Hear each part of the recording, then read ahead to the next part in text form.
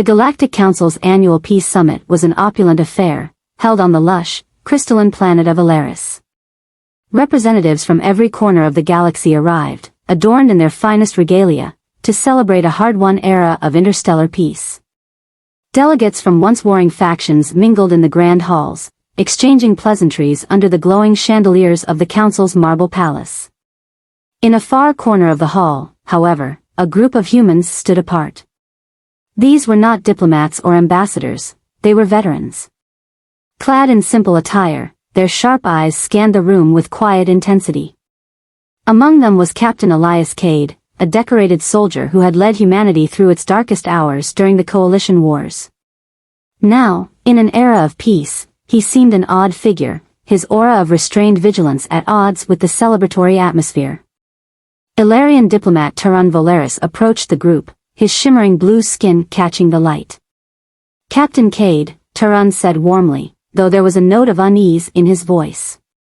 "A pleasure to see humanity represented.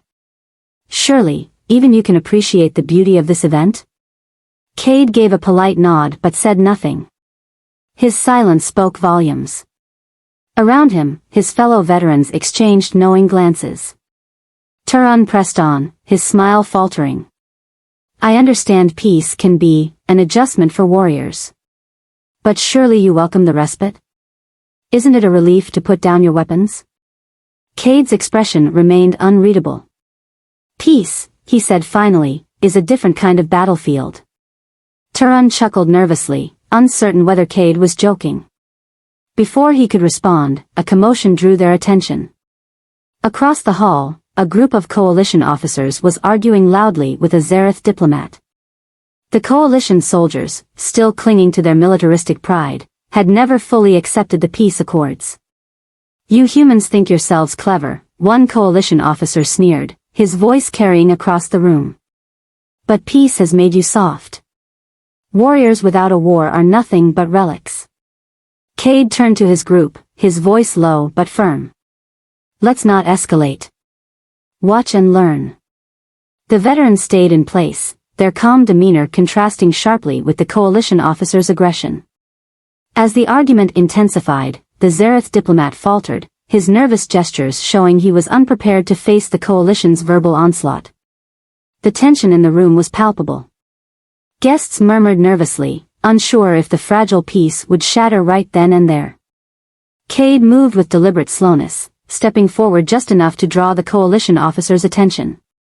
"Interesting theory," Cade said, his voice steady and measured. "But tell me this, what happens to those who mistake quiet for weakness?" The coalition officer hesitated, thrown off by Cade's calm confidence. Before he could reply, the Zereth diplomat took a step back, realizing that the humans weren't intervening to provoke but to de-escalate.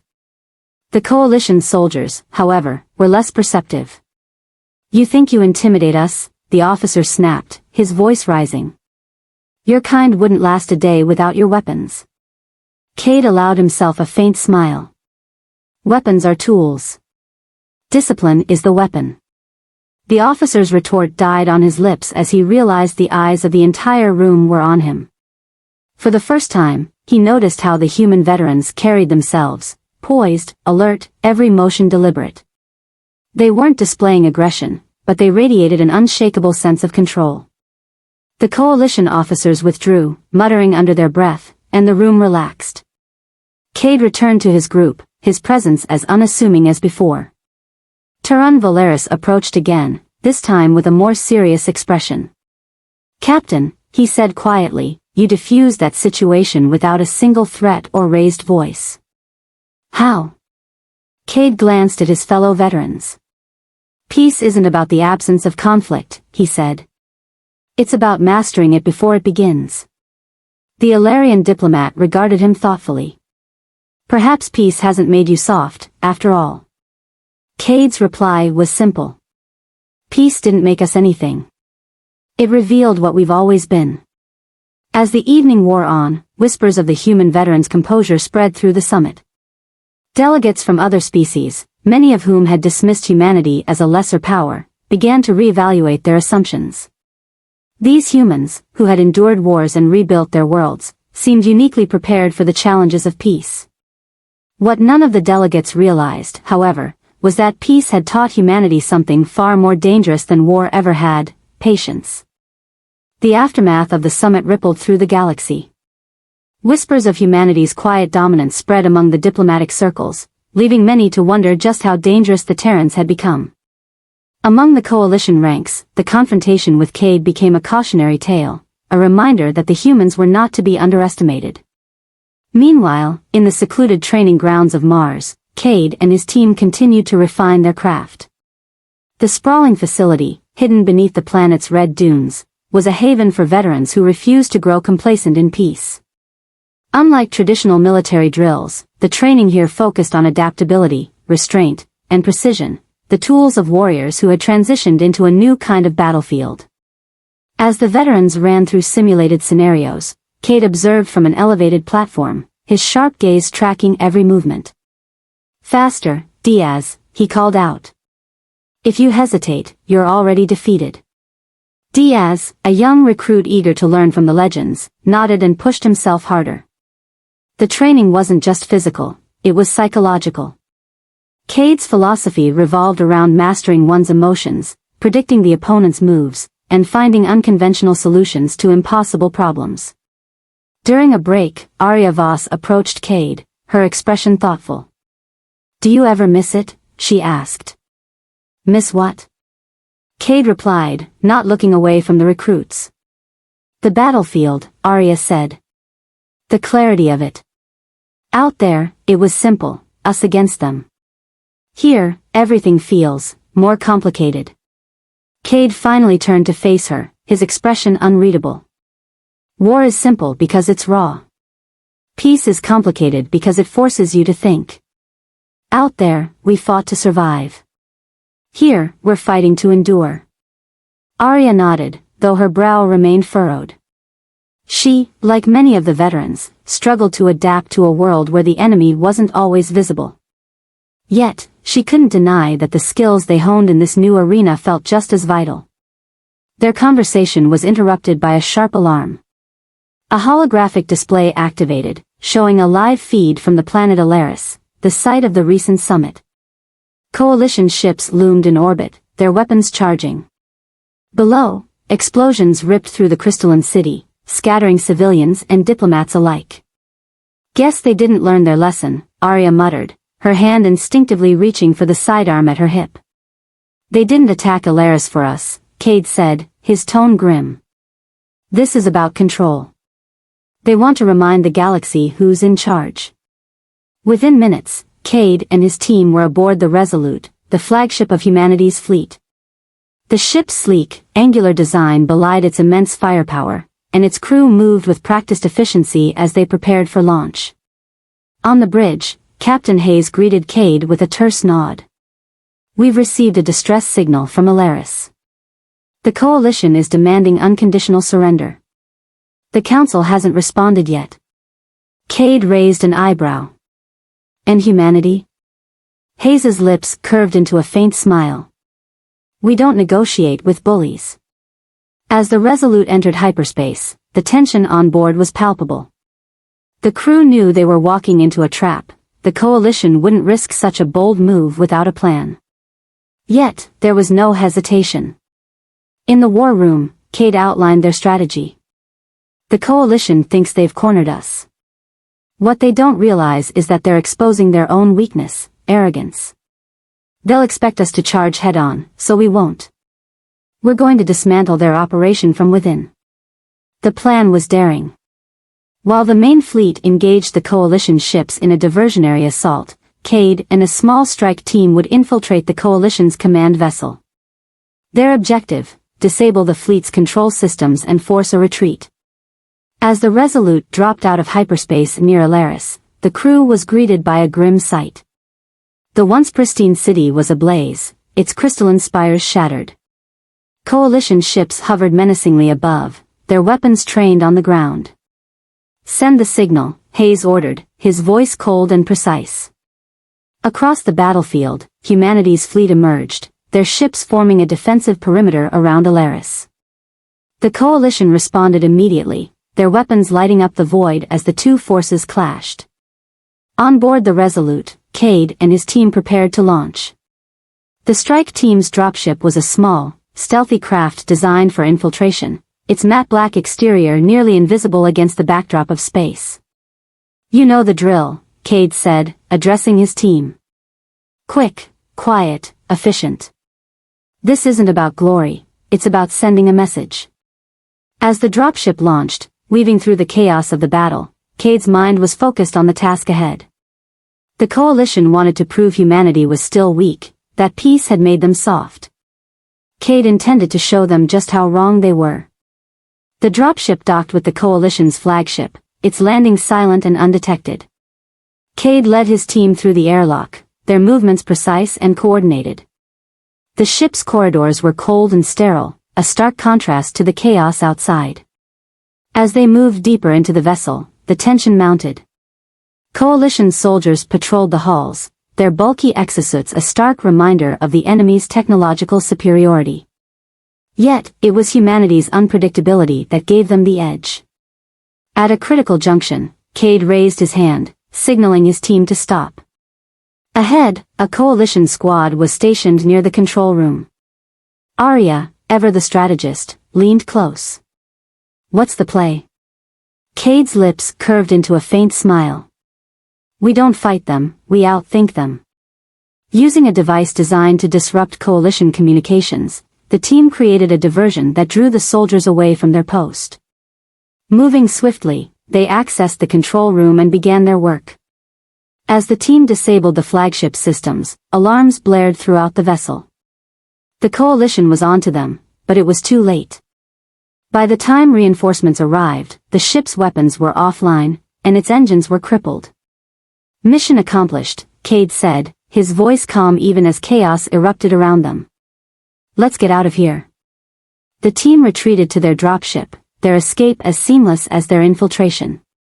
Back on the Resolute, cheers erupted as the coalition fleet, now disorganized and vulnerable, began to retreat. Once again, humanity had proven that peace hadn't made them weaker, it had made them smarter. As the coalition fleet faltered in orbit above Alaris, the Resolute pushed forward, leading the charge to secure the planet. Captain Hayes barked orders from the bridge, his voice cutting through the tension like a blade. "Focus fire on their command ship. If we take that out, the rest will scatter." On the ground, chaos reigned. Coalition ground forces had landed across the city, establishing strongholds and cutting off escape routes for civilians. Fires raged through the crystalline spires, casting an eerie glow over the battlefield. Human and allied forces fought desperately to hold the line, their determination outweighing their dwindling numbers. Lieutenant Mira Chen crouched behind a toppled pillar, her rifle at the ready. Her squad had been pinned down for hours, the coalition's superior weaponry making every advance a deadly gamble. "Lieutenant," a young soldier called out, his voice trembling. "We're running low on ammo." "What's the plan?" Chen surveyed the battlefield, her sharp eyes taking in every detail. The coalition forces were dug in, their heavy artillery creating an almost impenetrable wall of fire. But they'd made one critical mistake, they underestimated the Terrans' ability to adapt. "We improvise," Chen said, her tone resolute. She pointed to a nearby supply cache that had been abandoned during the initial assault. "We'll make a run for it. Cover each other, and keep moving." Her squad nodded, their fear replaced by determination. On her signal, they surged forward, dodging enemy fire and using the rubble for cover. Chen's heart pounded as plasma bolts whizzed past her, but she didn't falter. Reaching the cache, they quickly rearmed and turned the tide of the skirmish. Meanwhile, aboard the Resolute, Cade and his strike team coordinated their next move. The infiltration of the coalition flagship had disrupted their chain of command, but the enemy wasn't retreating fast enough. "They're still holding the ground forces hostage," Cade said, his voice tight with frustration. "If we don't break their line, the civilians won't survive." Arya Voss, ever the strategist, stepped forward. "We could use the distraction to push them out. If we target their remaining transports, they'll have no choice but to pull back." Cade nodded. Do it. Hayes, can you spare firepower to hit those transports? Hayes smirked, his fingers dancing across the console. We've got just enough juice to make it happen. Firing coordinates locked. Outside, the Resolute unleashed a barrage of concentrated fire, targeting the Coalition's dropships and supply lines. The strikes were precise, leaving the enemy scrambling to regroup. On the ground, Chen and her squad seized the opportunity, pressing forward and reclaiming key positions. The battle reached its peak when Cade decided to take an even bolder risk. We need to force them into a full retreat, he said, his mind racing. If we can plant charges on their command walker, it'll send a message they won't ignore. The command walker was the Coalition's most formidable ground unit, a towering, multi-legged behemoth equipped with enough firepower to level a city block in seconds. It loomed in the distance, its metallic legs crushing everything in its path. We can't get close enough, Arya said, frowning. That thing's surrounded by an entire battalion. Cade's eyes narrowed. Then we'll give them something else to focus on. Working together, the strike team devised a daring plan. Using drones and decoy signals, they created the illusion of a massive human counterattack. The Coalition forces, convinced they were under siege, shifted their focus, leaving the command walker vulnerable. Chen, still fighting on the ground, received the transmission from Cade. We're going for the walker, his voice crackled through her comlink. Cover our approach. Understood, Chen replied. She relayed the plan to her squad, who immediately adjusted their tactics. With precision and determination, they laid down suppressive fire, drawing the attention of the Coalition troops and giving Cade's team a narrow window to act. The strike team advanced under the cover of smoke and debris, their movements swift and silent. As they approached the command walker, Cade signaled for the team to split up, each member carrying high-yield explosives. Place the charges at the joints, Cade instructed. We take out its legs, it can't move. Working methodically, the team planted the charges, their every motion a testament to their training and discipline. The tension was palpable, every second felt like an eternity as Coalition troops began to close in on their position. Charges set, Arya whispered, her voice steady despite the chaos around them. Fall back, Cade ordered. And get ready for fireworks. The team retreated just as the first Coalition soldiers reached the walker. Cade pressed the detonator, and the charges erupted in a deafening explosion. The walker's legs buckled, sending the massive machine crashing to the ground. Cheers erupted from the human forces as the Coalition's morale shattered. The sight of their most powerful weapon reduced to rubble was enough to force a full retreat. On the Resolute, Hayes let out a triumphant laugh. They're running with their tails between their legs. Cade didn't smile, though the relief was evident in his eyes. It's not over yet, he said. But we've made our point. The Coalition's forces withdrew, leaving Alaris battered but not broken. Humanity had stood its ground once again, proving that peace had not dulled their edge, it had made them sharper, more resourceful, and far more dangerous. The battlefield quieted as the Coalition retreated beyond Alaris's orbit, their once mighty fleet reduced to fragmented clusters of limping ships. On the ground, human soldiers emerged from the rubble, battered but unbroken. The fires that had raged through the crystalline city now smoldered, casting an eerie glow over the scarred landscape. For the first time in hours, there was silence, a momentary pause in the chaos. Lieutenant Mira Chen sat on a fallen column, her rifle resting at her side. Around her, soldiers tended to the wounded, reinforced barricades, and counted their losses. Despite the devastation, a faint smile tugged at her lips. They had done it. Arya Voss approached, dusting ash off her armor. They're really gone, she said, her voice filled with disbelief. For now, Chen replied, her gaze fixed on the horizon. But they'll be back. They always are.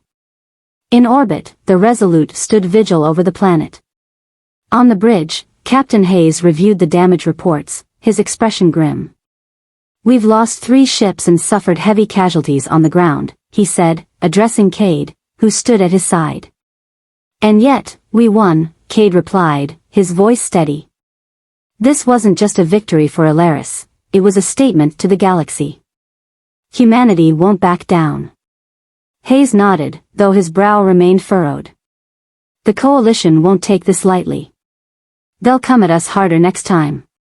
Then we'll be ready, Cade said, turning to the communications officer. Prepare a transmission.